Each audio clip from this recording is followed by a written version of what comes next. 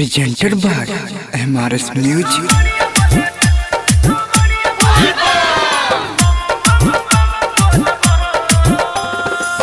कन्हवा पले के कांवर हो जाय छै सब देवा घर हो।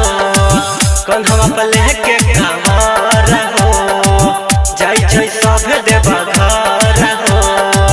डीजे बना से छमा छम कांवरिया बोले बम बम बम बम बम बम बम बम बम बोले बम कांवरिया बोले बम बम बम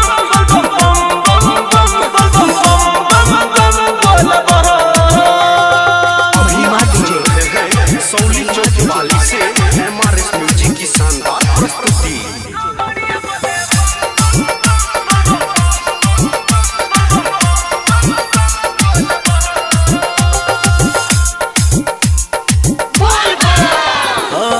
तोरा चढ़ैबो भांगा गोला सुनिल हो बाबा भोला करे छ बसहा सवारी कबो नहीं कराओला। तोरा चढ़ैबो भांगा गोला सुनिल हो बाबा भोला करे छ बसहा सवारी कबो नहीं कराओला। बहिना जही तही मुंद हो छै कंवरिया के झुंड हो। चिलम के मारे सबे दम कंवरिया बोले बम बम बम बम बम बम बम बम बोले बम कंवरिया बोले बम बम बम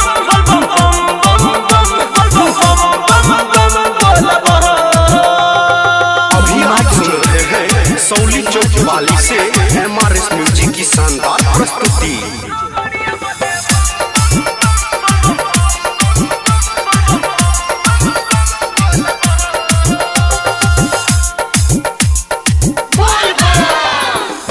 जतवन गंगा जी के पानी रखने छ भले दानी भांग बेला पतिया धतूरा हो तोरे चढ़ैबो जरूर हो।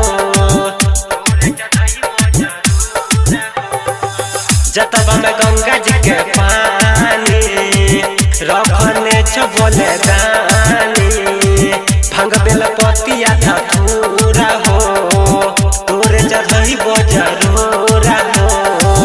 चल छ तोरे बाबा महाराजी संजित छ तू करायजी राइटर सहनी रोशन कंवरिया बोले